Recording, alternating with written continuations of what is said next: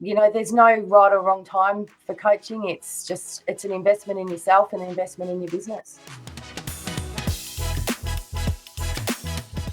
Hello and welcome to Meet the Coach. I'm your host, Carla, Egan, and we're talking to a very experienced business coach that's been around for a little while now. She's been coaching businesses since 2005. So that's almost 17 years ago on the recording today, and she's been coaching when coaching wasn't even a trend. So our guest today is Vanessa Moore from Get Coached by Vanessa. Welcome. Thank you, Carla. It's great to have you. Lovely to be here. Well, you're based in WA, and I've known you for a little while now. And one of the things I actually really like about your coaching style, Vanessa, is there's no sugarcoating. You get to the point, you get to the heart of the matter, and you really get into achieving results, which is what all business owners want and what they need. But before we get into that, what I'd like to do is I'd love to know how you actually got into coaching yourself. Do you want to share your journey with us, please?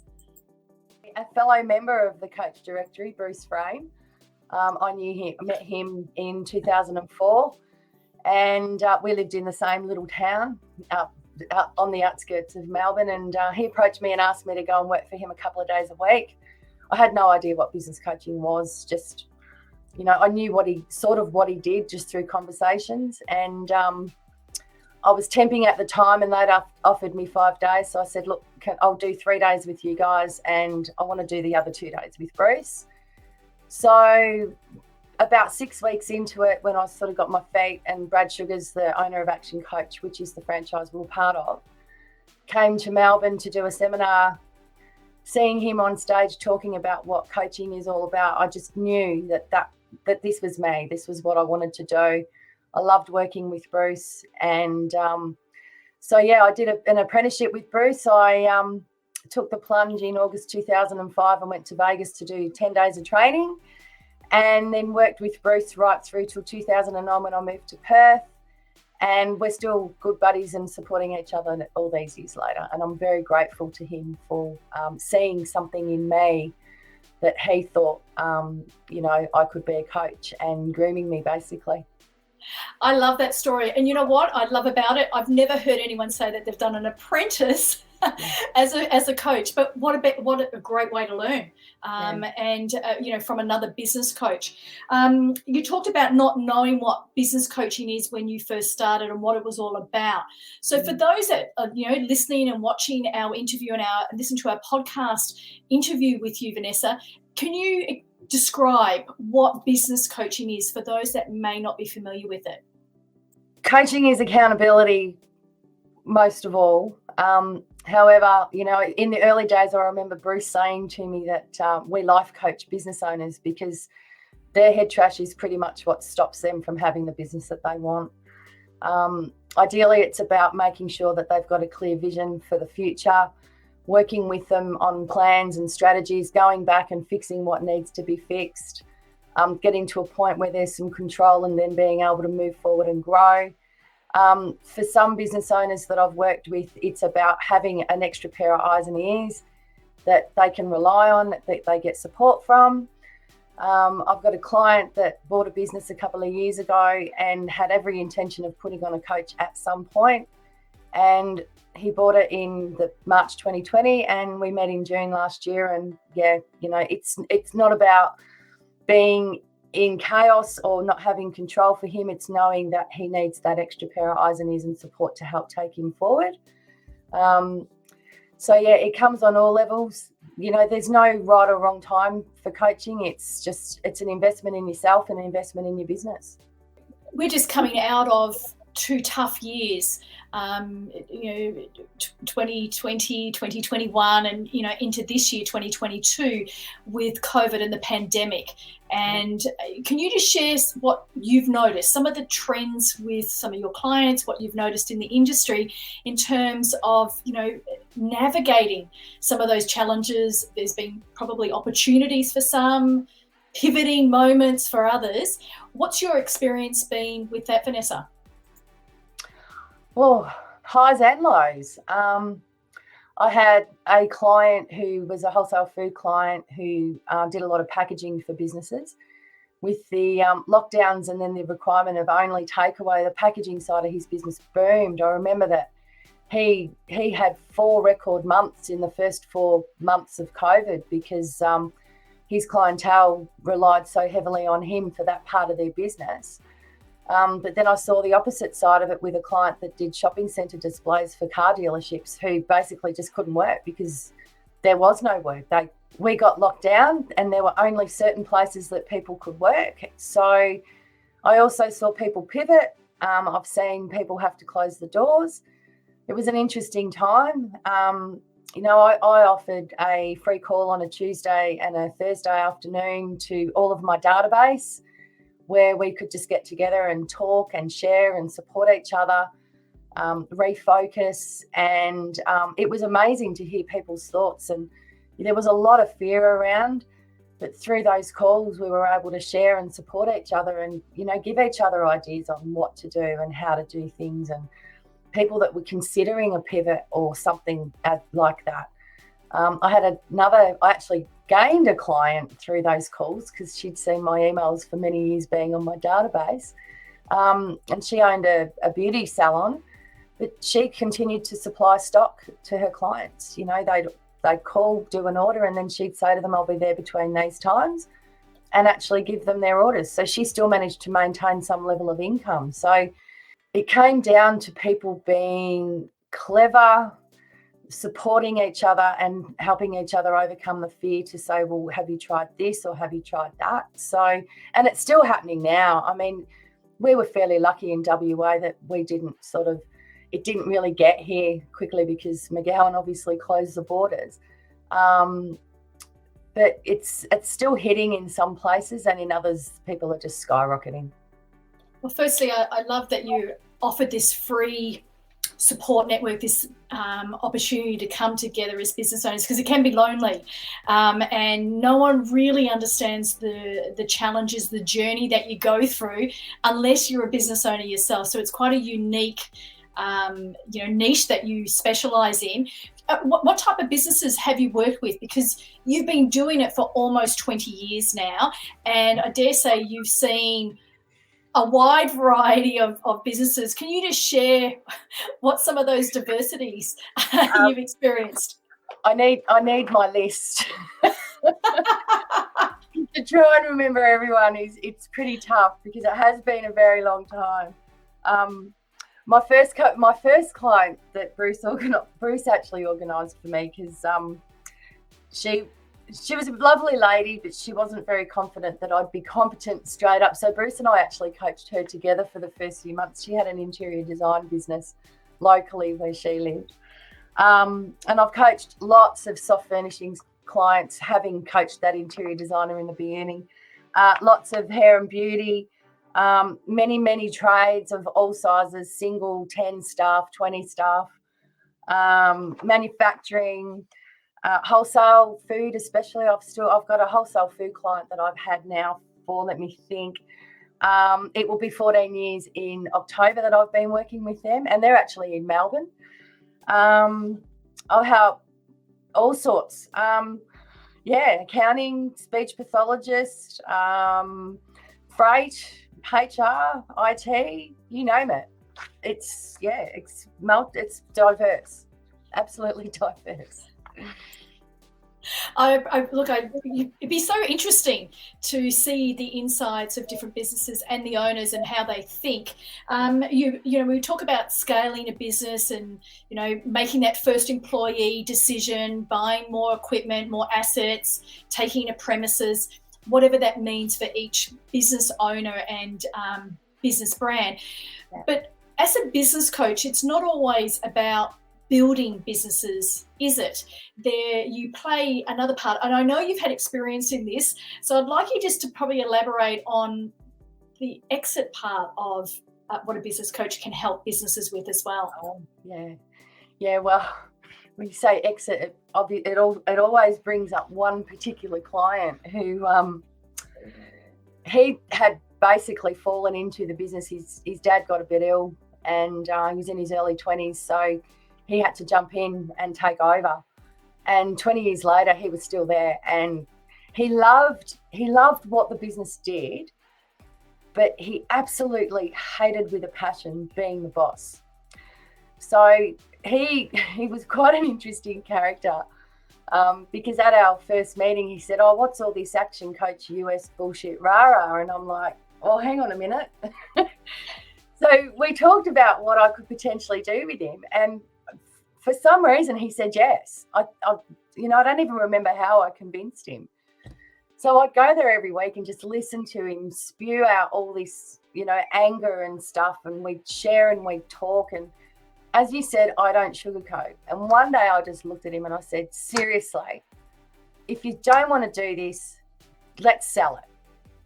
And he went, "Okay."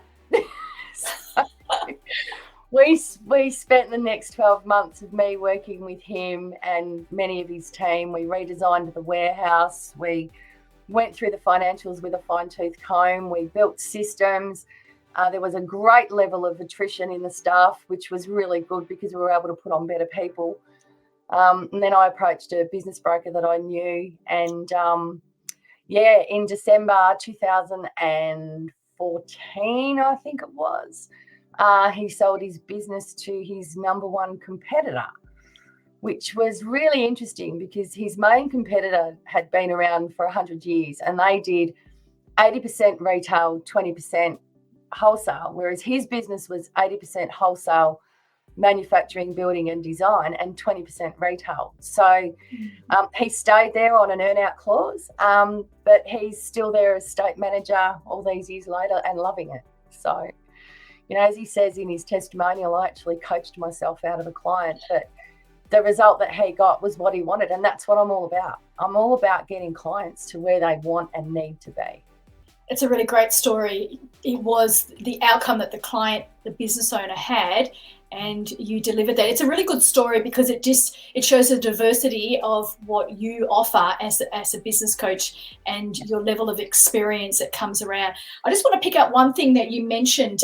You talked about, assessing the warehouse, assessing the staff.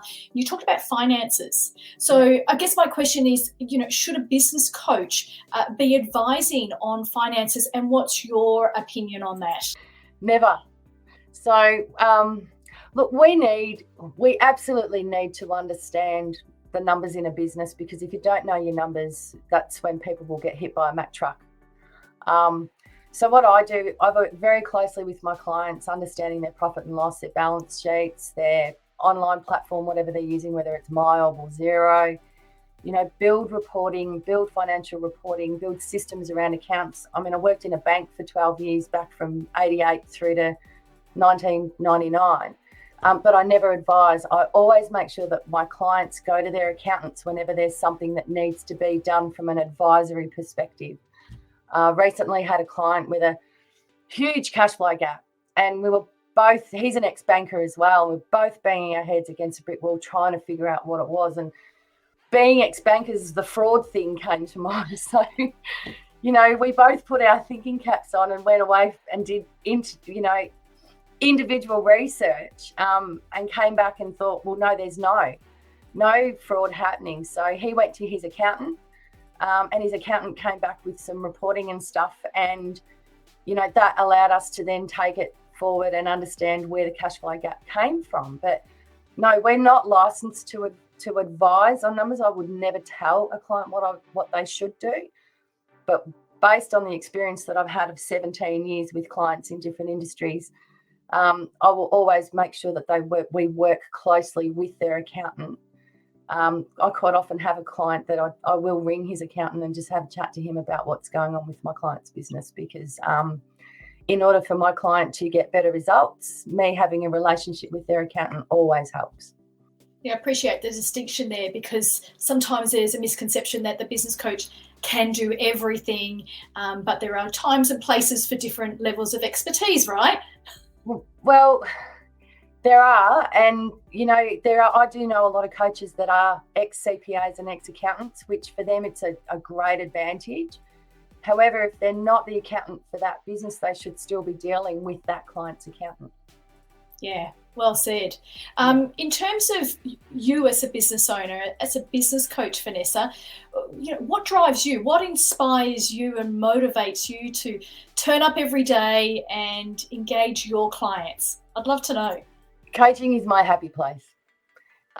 It's where it's innate for me. I know that this is my purpose. This is what I was born to do. And I don't struggle to get out of bed, no matter how bad business for me gets. COVID was pretty tough. The last couple of years have been fairly interesting. But yeah, I just love what I do, and I love being able to make a difference. That's the most important thing for me, whether it's a prospect that's reached out and we just have a conversation, even if they don't engage me, as long as I've made a difference for them, that's what matters. And yeah, I can see myself doing this forever, even if I retire, which I don't want to do. I'd love to be able to still be coaching clients a couple of days a week from wherever I might be living or on holiday. That's my purpose. That's my vision. Yeah, it's fabulous. Now, there's a lot of coaches around the world. I mean, we're the second fastest or one of the fastest growing industries globally. And it's never been an easier time to start a business, particularly online. For those people that are a bit of a gig worker and want to start their own business, especially the younger generation coming into the workplace. So I guess my question is to you: what makes you different to the other business coaches out there, and why would someone want to engage your services? What makes me different? I tell the truth. I actually had an experience of that this week. Yeah, look, my point of difference is that, I met with a guy from a BNI this week. BNI is a global networking group, for those of you that have never heard of BNI. And he said to me that the majority of coaches that he'd met were really only monthly retainer coaches, where they coach their clients weekly or fortnightly. My point of difference is that I have many offerings, whether it just be come to a planning day every quarter. If you qualify to join my Growth Club, which is a community membership, you can potentially join that. I will say to people, we can do, standalone sessions. If somebody is interested in coaching, I'll do whatever it takes to make it work within their budget if they are a fit for me. Because there are a lot of coaches out there that will, say that, and this is the other point, one of the clients that I do have met with another coach 6 months before he met with me. And I said to him, why didn't you engage him?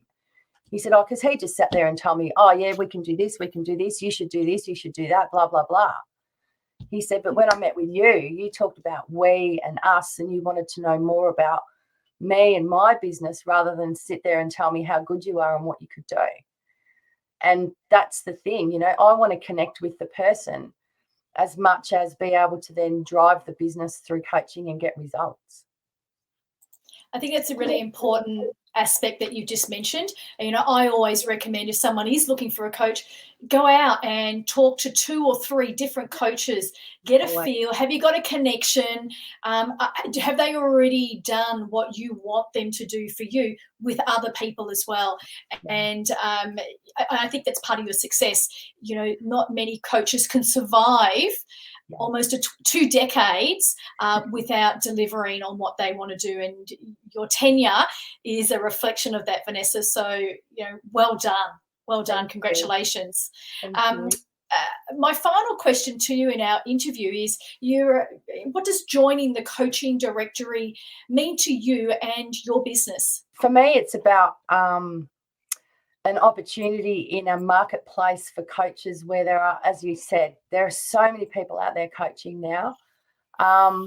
By having a platform like the coaching directory that people can go to, where we've actually been vetted. I mean, you're very tough on who you allow in.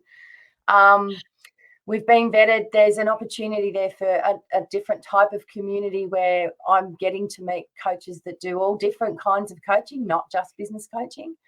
Also the relationship with you, because you're pretty amazing, Carla.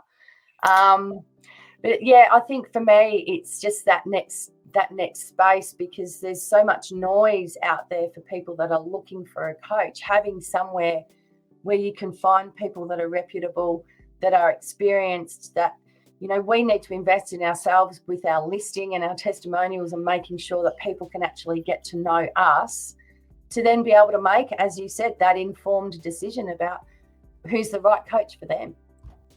Thank you. I love your lovely words, and it's a pleasure to have, you know, a coach of your experience and your level of background as well. I think your banking background plays a significant part to your success in adding an additional tier of service to your clients.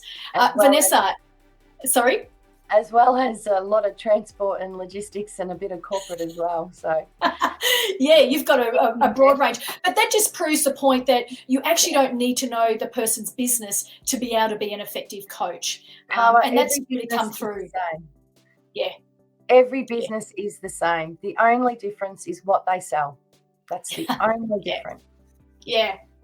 Well, I've really enjoyed talking to you and diving a bit deeper into what you do and just exploring, you know, what a business coach does and what you do and what makes you different. So thank you for joining us today. Thank you, Carla. Thank you for having me. It's been great. And as always, thank you to you for watching and listening to our Meet the Coach series. If you enjoy our show, please rate and review us, and be sure to watch our next Meet the Coach episode. This is Carla Egan from the Coaching Directory, where we connect you to your ideal coach. Bye for now.